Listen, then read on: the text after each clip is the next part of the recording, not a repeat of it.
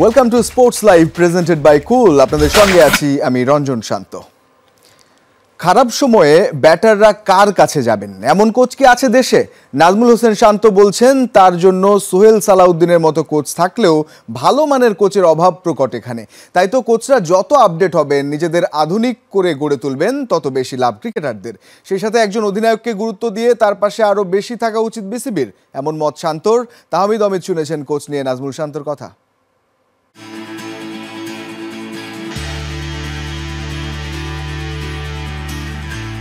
বাংলাদেশের মতো টিমের অধিনায়কত্ব করাটা কত কঠিন। আমি মুমিনুল ভাইয়ের সাথে একটু আগে আড্ডা দিচ্ছিলাম, উনি যখন টেস্ট ক্যাপ্টেন্সি করেছেন অনেক সিনিয়র ক্রিকেটারকে পেতেন না, কি সময়টা গেছে। এরকম একটা কান্ট্রি যেখানে আপনার রিসোর্স খুব সীমিত, এখানে ক্যাপ্টেন্সি করাটা টাফ, সত্যি কথা, এখানে অস্বীকার করার কিছু নাই। বাট টু মি এই যে চ্যালেঞ্জটা, এই যে টাফনেসটা, এই যে এত কিছুর মধ্যে দিয়ে একটা দলকে পরিবেশন করা, এটা আমার জন্য খুব আনন্দের। আমি খুব এনজয় করি যে ঠিক আছে এই জিনিসটা আমাদের ঠিক নাই, ঠিক আছে এটাই ঠিক করব, এই জিনিসটা আমাদের প্রয়োজন পাচ্ছি না, আচ্ছা এটা কীভাবে যেভাবে এটা আদায় করে নিতে হবে, এই জিনিসগুলো আমি খুব এনজয় করি মাঠের বাইরে। সো এই জিনিসটা চ্যালেঞ্জ থাকবে, চ্যালেঞ্জ সব জায়গাতে থাকবে, বাট এই চ্যালেঞ্জটা আরেকটু সহজ হয়ে যাবে যদি ক্রিকেট বোর্ড ওই ক্যাপ্টেনটার পাশে থাকেন। রাজশাহীর যে ছেলেটা, আপনি ধরেন সিলেটের যে ছেলেটা প্রথম জীবনে 13, 14, 15 বছর যে লোকাল কোচের সাথে খেলে, মানে কোচিং লেভেলের মান যদি উন্নত না হয়, ওই 17, 18 বছর ছেলেকে আপনি পরে কি শেখানো সম্ভব? খুব টাফ হয়ে যায়। মানে শুরুর কোচিংটা স্ট্যান্ডার্ড রাখাটা, সেটা আমাদের মিসিং। ডিফিকাল্ট। আমি নিজে একটা বড় প্রমাণ। আমার যদি আপনি আন্ডার-19 ব্যাটিং দেখেন আর এখনকার ব্যাটিং দেখেন, অনেক পার্থক্য আছে। আমার অনেক কিছু, আমার পুরো শরীরে আমি ভেঙে ফেলেছি যদি আপনি আমাকে জিজ্ঞেস করেন। সো ওই সময়টা থেকে কোচিংটা খুব ইম্পর্টেন্ট। আমার মনে হয় এখানে কোচেসরা যেন নিজে থেকে আর একটু অ্যানালাইসিস করে, আর একটু জানার চেষ্টা করে যে আমার কোন জিনিসটা দিয়ে আমি প্লেয়ারকে হেল্প করতে পারি। এটা কোচেসদের নিজেদের রেসপন্সিবিলিটিস। আমি কোচ, এটা আমার রেসপন্সিবিলিটিস, আমি আমার প্লেয়ারকে কীভাবে কোন ফিডব্যাকটা দিব। কারণ প্লেয়াররা সবসময় কোচকে ট্রাস্ট করে, কোচ যেটা বলবে সেটাই কিন্তু শুনবে। সো কোচেসদের একটা বড় এখানে রোল আছে যে তারা কী ধরনের ইনফরমেশন দিচ্ছে, কী ধরনের ফিডব্যাক প্লেয়ারকে দিচ্ছে। সো এই জায়গাটাতে আমি আশা করবো যে আগের থেকে অনেক পরিবর্তন হয়েছে, কোচেসরা নিজে থেকে করছে, বাট স্টিল এই জায়গায় আরও যদি কোচেসরা আরেকটু নিজে থেকে ইনভলভ হয়, আরো প্লেয়ারদের জন্য ভালো হয়। সেটা হচ্ছে যে আপনি যখন খারাপ সময় যায়, মানে যে কোনো ক্রিকেটারই আসলে খারাপ সময় যায়, ব্যাটিং এ বিশেষ করে আমি যদি বলি, সেটা বিরাটেরও গেছে। মানে একদম ফুল ওই ব্যাটিং নির্ভর একজন কোচ, যার সময় ওই খারাপ টাইমে, ভালো সময় তো আপনার খুব বেশি দরকার। এরকম কোচ কি আপনাদের এখানে আছে? এখন আছে, আমার পার্সোনালি আছে। লাস্ট 3-4 বছর ধরে আছে। আমার যখন এই ধরনের কোনো প্রবলেম হয়, সোহেল স্যার আছেন, সে আমার ব্যাটিং দেখলে বোঝে যে পরিবর্তন হয়ে গেছে। সে যদি দেখে যে না আমি রান করছি বা রান করছি না, সে আমার ব্যাটিং কিছুক্ষণ দেখলে বুঝে যাবে। একজন সোহেলের কাছে কতজন যেতে পারে? এক্স্যাক্টলি, এটা আপনি খুব ভালো একটা কথা বলছেন। এই কোশ্চেন যদি আমাকে বলেন যে আছে কিনা, আমি বলবো যে ওই রকম কেউ নাই, ওই রকম অনেক বেশি না, হয়তো হাতে গোনা 2-3 জন থাকতে পারে। সো এটা ডিফিকাল্ট প্লেয়ারদের জন্য। এই জায়গাটাতে আমি একটু ওটাই বলছিলাম যে যদি কোচেসরা এই জায়গাটা নিজে থেকে আর একটু ডেভেলপ করার চেষ্টা করেন এবং ক্রিকেট বোর্ড যদি তাদের হেল্প করেন, তাহলে প্লেয়ারদের অনেক হেল্প হবে। তাহমিদ অমিত, যমুনা স্পোর্টস, ঢাকা। কোচ কিংবা অন্যান্য বিষয় নিয়ে নাজমুল শান্তর কথা শুনছিলাম।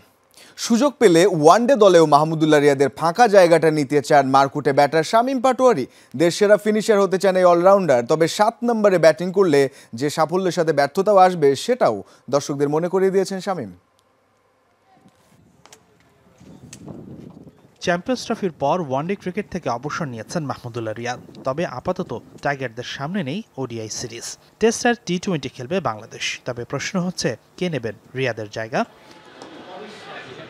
লোয়ার অর্ডারে মারকুটে ব্যাটিংয়ে টি-20তে নিজের জায়গা অনেকটা পাকা করে ফেলেছেন শামীম পাটোয়ারি। সুযোগ পেলে এবার ওয়ানডে দলে রিয়াদের শূন্যস্থান পূরণ করতে চান শামীম। আমি চেষ্টা করব যে আমি যদি টিমে যাই, অবশ্যই আমি কারণ বিগ রোল প্লে করব আমি একটা।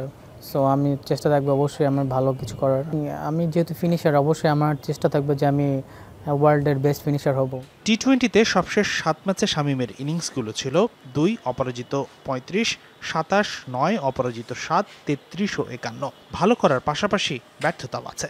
শামীম বলছেন 7 নম্বর পজিশনে সবসময় সাফল্য আসবে না, সেটা মেনে নিতে হবে সবাইকে। আমি যেখানে খেলি এখানে অবশ্যই চ্যালেঞ্জিং। সো এখানে অনেক ফেয়ারলেস ক্রিকেট খেলতে হয় অবশ্যই, কারণ ওইখানে আপনার সবসময় রান হবে না। সো এটাও বুঝতে হবে সবার। আমি মনে করি বাংলাদেশের মানুষ অনেক অনেক অনেক কিছুই বুঝে না, যে সব জায়গা তো আর সবসময় ওইখানে সবসময় হয় না, হবে না, চাইলেও ওইখানে হবে না।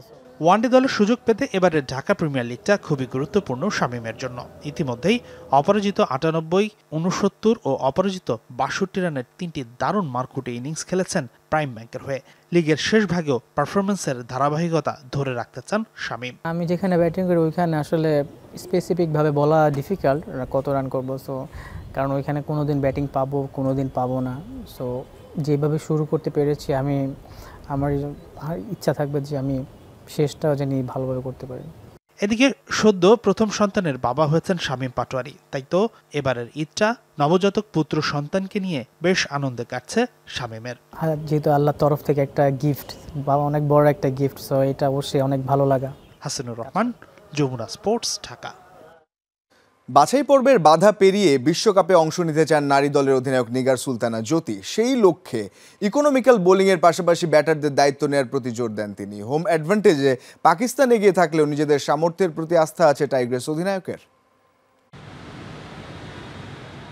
পাকিস্তানের লাহোরে আগামী ৫ থেকে ১৯ এপ্রিল পর্যন্ত বসতে যাচ্ছে নারী বিশ্বকাপের বাছাই পর্ব, যেখানে বিশ্বকাপে অংশগ্রহণ নিশ্চিতের লক্ষ্য অধিনায়ক নিগার সুলতানার। বৃহস্পতিবার দেশ ছাড়ার আগে দল হিসেবে খেলার প্রতি গুরুত্ব দেন তিনি। বাংলাদেশের আমি মনে করি যে ওয়ার্ল্ড কাপে কোয়ালিফাই করাটা অনেক বেশি গুরুত্বপূর্ণ এবং সেটাকে সামনে রেখে আমাদের যা যা করণীয় ছিল, যতটুকু আয়ত্তে ছিল আমাদের, যদিও রোজা ছিল, অনেক ডিফিকাল্ট ছিল, আন্ডার লাইটেও আমরা প্র্যাকটিস করছি, যেহেতু দুটো ম্যাচ আমাদের ওখানে আছে, প্রত্যেকটা পয়েন্ট অনেক ভ্যালিড, সো সেই ক্ষেত্রে থেকে প্রত্যেকটা প্লেয়ার অনেক বেশি সিরিয়াস। বাংলাদেশ স্পিন নির্ভর দল হলেও পরিস্থিতি অনুযায়ী পেসাররাও ব্যবধান গড়ার সক্ষমতা রাখেন বলে মত নিগার সুলতানার। সাফল্য পেতে হলে ব্যাটারদের ভূমিকাও মুখ্য বলে দাবি করেন নিগার। যদি আমরা টিম ওয়াইজ বেটার খেলতে পারি এবং স্পেশালি যদি ব্যাটিং ইউনিট রান করতে পারে, কারণ সবাই আমরা জানি পাকিস্তানের উইকেটগুলো কেমন হয়, অনেক বেশি ব্যাটিং ফ্রেন্ডলি, সেখান থেকে যদি ব্যাটিংয়ে আমরা ভালো স্টার্ট করে দিতে পারি এবং আমাদের বলাররা কিন্তু দুর্দান্ত, সবসময় আমাদেরকে অনেক বেশি ব্যাকআপ দেয়। সো লক্ষ্য তো থাকবে যেন আমরা ব্যাটিং ইউনিট ভালো পারফরমেন্স করি ওখানে। হোম অ্যাডভান্টেজে পাকিস্তান এগিয়ে থাকলেও নিজেদের সামর্থ্যের প্রতি আস্থা আছে টাইগ্রেস অধিনায়কের। মোমেন্টাম ধরে রেখে খেলতে পারলে ভালো কিছু সম্ভব বলছেন নিগার। প্রথম থেকে একটা মোমেন্টাম ক্রিয়েট করতে পারে, আমার কাছে মনে হয় যে টিম ওয়াইজ খেলাটা অনেক বেশি গুরুত্বপূর্ণ, কারণ ওয়েস্ট ইন্ডিজের জন্য কিন্তু নতুন একটা বলবো যে সারফেস থাকবে, আমাদের জন্য সেম। সো ওদিক থেকে হ্যাঁ, পাকিস্তান তাদের দিক থেকে এগিয়ে থাকবে, কারণ তাদের সেটা হোম কন্ডিশন। ৬ দলের এই বাছাই পর্ব শেষে সেরা দুটি দল জায়গা নিশ্চিত করবে বিশ্বকাপে। ১০ এপ্রিল নিজেদের প্রথম ম্যাচে জ্যোতিদের প্রতিপক্ষ থাইল্যান্ড। নাসিফ শুভ, যমুনা স্পোর্টস, ঢাকা। ভালো সময় উপভোগ করতে হলে উপভোগ করতে হবে খারাপ সময়ও, তা না হলে সাফল্যের যথাযথ অনুধাবন সম্ভব নয় বলছেন শারমিন সুপ্তা। নানা চড়াই উতরাই পেরিয়ে বাংলাদেশ নারী দলের অন্যতম ব্যাটিং স্তম্ভ তিনি। সর্বোচ্চটুকু দিয়ে সাফল্য রেখে যেতে চান লাল সবুজের জার্সিতে। বিশ্বকাপ বাছাই পর্বের জন্য পরিবার ছেড়ে ঈদ করলেও দেশ ছাপিয়ে এই উৎসর্গ বড় কিছু নয় বলছেন এই ব্যাটার। পরিবার ছাপিয়ে বিসিবিও হয়ে উঠেছে শারমিন সুপ্তাদের একান্নবর্তী পরিবার। তাই তো ঈদে নিজ পরিবারের কথা মনে হলেও সতীর্থদের সান্নিধ্যে ভুলে থাকতে হয় সব। বেশ কয়েকবারই ঈদ করেছি ফ্যামিলিকে ছেড়ে, এবং পরিবার ছাড়া সবারই ঈদ করতে খারাপ লাগে। তবে যখন মনে হয় যে না, এটা আমাদের প্রফেশন বা আমাদের ন্যাশনাল ডিউটি, বা এখানে আমরা এখানেই ফোকাসটা থাকা দরকার, তো তখন আসলে ওই জিনিসটা খুব বেশি কাজে ওই রকম খারাপ লাগে না, কারণ টিমের সঙ্গে যতক্ষণ থেকে আসলে মজাই লাগে। আমার তো টিম সবসময় যতক্ষণ টিমে থাকে তখন আমার ওইটাই পরিবার মনে হয়, আমার কাছে মনে হয় এটাই ধ্যান জ্ঞান। এবারের ঈদ উল ফিতরে বিসিবি থেকে নেওয়া হয় অভিনব উদ্যোগ। পারিবারিক আবহ তৈরি করতে ক্রিকেটারদের দেয়া হয় ঈদ উপহার। সেই সাথে সালামি দেয়া নেয় আনন্দের সময় কাটে জ্যোতি সুপ্তাদের। পরিবারে যেমন থাকলে ঈদ সালামি পাইতাম, তারপরে ঈদ সালামি দিতাম, দেন উপহার পেতাম ঈদের। তো ওই জিনিসটা সেম এবার ফাহিম স্যার, আমাদের চেয়ারম্যান স্যার, উনি এবার খুব সুন্দর করে ক্রিয়েট করেছেন, এবং উনি বুঝতেই দেননি যে আমরা পরিবারের বাহিরে আছি, এবং সবাই একসঙ্গে লাঞ্চ করা, সালামি দেওয়া নেওয়া, সেই সঙ্গে ফাহিম স্যার আমাদেরকে বিসিবির পক্ষ থেকে গিফট দিয়েছেন। তো খুব ভালোই সময় কেটে গিয়েছে। নানা প্রতিকূলতা পেরিয়ে নারী দলের অন্যতম ব্যাটিং স্তম্ভ হয়েছেন শারমিন সুপ্তা। ভালো সময় উপভোগ করার সাথে সাথে খারাপ সময়টাকেও উপভোগ করার পরামর্শ এই ব্যাটারের। তাহলেই প্রকৃত সাফল্য অনুধাবন সম্ভব বলছেন সুপ্তা। মানুষের ভালো মন্দ নিয়েই জীবন, তো আমার কাছে হচ্ছে খারাপ সময়টা, আমার কাছে মনে হয় এটা আর একটা স্টেপ। এই স্টেপটা উতরানোর জন্য আরও ফোকাস থাকা উচিত, আরও কঠোর পরিশ্রম বাড়িয়ে দেওয়া উচিত। তা আমার কাছে আমি ওটাই সবসময় চেষ্টা করছি যে ভালো সময়টা যত লেন্দি করা যায়। খারাপ সময়টাও যে এক্সপেক্টেড না তা না, প্রত্যেকটা মানুষের জীবনেই খারাপ সময়টা আসবে এবং ওই খারাপ সময়টার জন্য প্রস্তুতি নিয়ে থাকা উচিত। যে কোনো অর্জনের পেছনে প্রয়োজন কঠোর অধ্যবসায়। তাই ব্যক্তিগত অর্জনের চেয়ে লাল সবুজ জার্সিতে অবদান রাখতে পারা বেশি গর্বের শারমিন সুপ্তার কাছে। শত বাধা পেরিয়ে এগিয়ে যাচ্ছে দেশের নারী ক্রিকেট, সেই ধারা অব্যাহত রাখার তাগিদ শারমিন সুপ্তার। শুধুমাত্র অবকাঠামো দিকে তাকিয়ে থাকলে হবে না, নিজেদের মননশীলতাকেও কাজে লাগানোর পরামর্শ দেন এই ক্রিকেটার। নাসিফ শুভ, যমুনা স্পোর্টস, ঢাকা। এবারে নিউজিল্যান্ড পাকিস্তান ওয়ানডে সিরিজের খবর। দ্বিতীয় ম্যাচে পাকিস্তানকে 84 রানে হারিয়ে সিরিজ নিজেদের করে নিল কিউইরা। 293 রানের টার্গেটে ব্যাট করতে নেমে 208 রানে গুটিয়ে যায় পাক শিবির।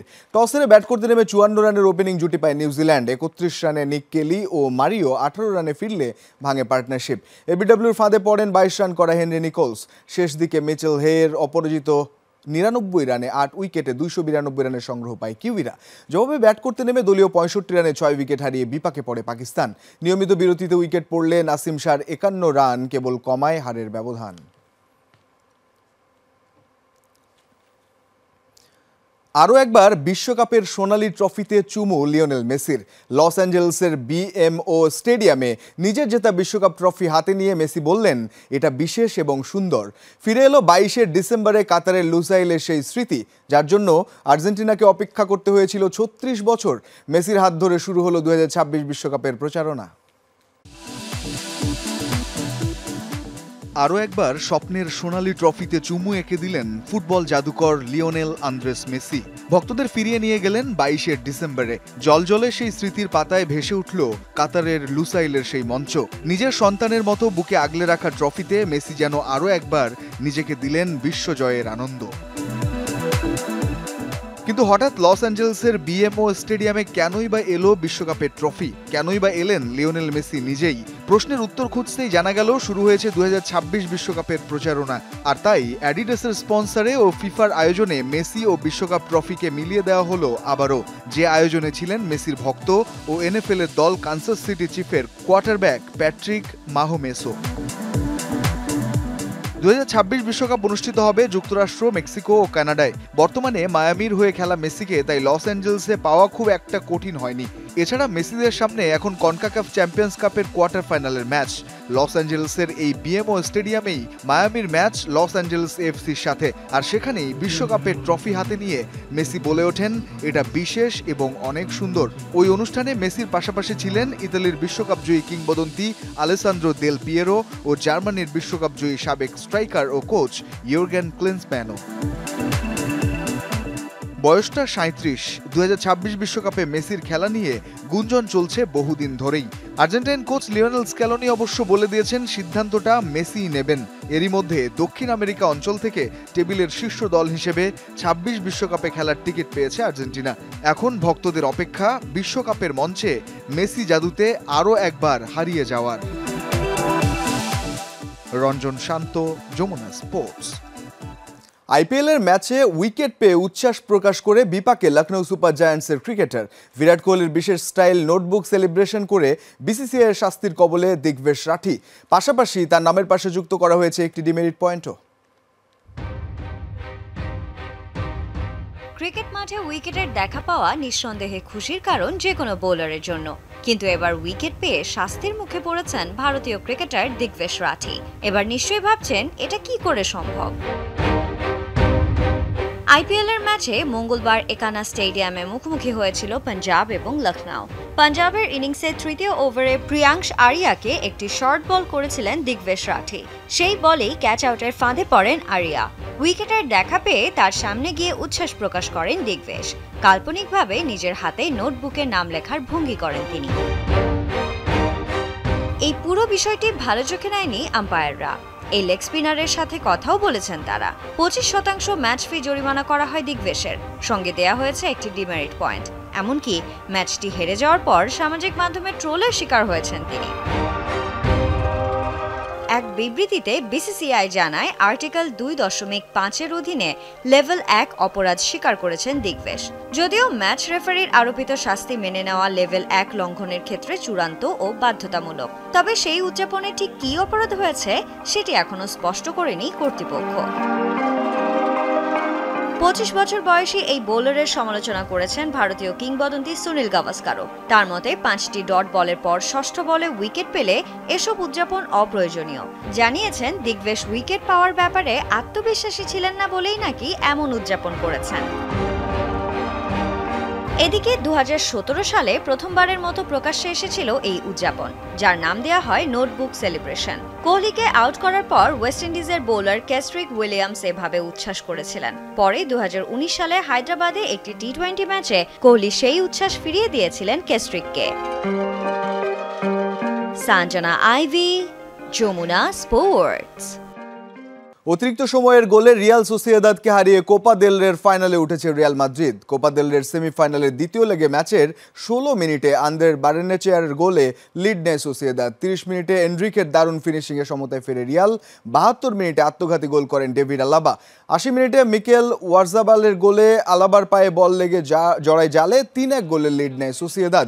তবে 82 মিনিটে জুড বেলিংহাম আর 86 মিনিটে সুয়ামিনির গোলে সমতায় ফেরে রিয়াল। ম্যাচের ইনজুরির সময়ে ওয়ারজাবাল আবারও গোলের দেখা পেলে 4-3 গোলে লিড পায় সোসিয়েদাদ। কিন্তু প্রথম লেগে রিয়াল 1 গোলে ম্যাচ জেতায়। 2 লেগ মিলে 4-4 গোলের সমতা থাকায় ম্যাচ গড়ায় অতিরিক্ত সময়ে, যেখানে 115 মিনিটে বদলি হিসেবে নামা রুডিগারের হেডারে জয় তুলে ফাইনালে পৌঁছায় রিয়াল। আরাফাত রহমান কোকো স্মৃতি ফুটবল টুর্নামেন্টের ফাইনালে চ্যাম্পিয়ন হয়েছেন রাজশাহী দুর্গাপুর ফুটবল ক্লাব। স্থানীয় গোপালপুর মাদ্রাসা মাঠে অনুষ্ঠিত ম্যাচে বাগমারা ফুটবল ক্লাবকে 1-0 গোলে হারায় তারা। ম্যাচ দেখতে উপস্থিত হন আশেপাশের বিভিন্ন উপজেলার ফুটবল সমর্থক। ফাইনালে প্রধান অতিথি হিসেবে উপস্থিত ছিলেন রাজশাহী জেলা বিএনপির আহ্বায়ক আবু সাইদ চাঁদ। আরও উপস্থিত ছিলেন জাহাঙ্গীরনগর বিশ্ববিদ্যালয় ছাত্র দলের যুগ্ম আহ্বায়ক হুমায়ুন হাবিব হিরণ। ম্যাচ শেষে বিজয়ীদের মাঝে পুরস্কার বিতরণ করেন তারা। এই ছিল আজকের স্পোর্টস লাইভে। এতক্ষণ সঙ্গে থাকার জন্য ধন্যবাদ সবাইকে।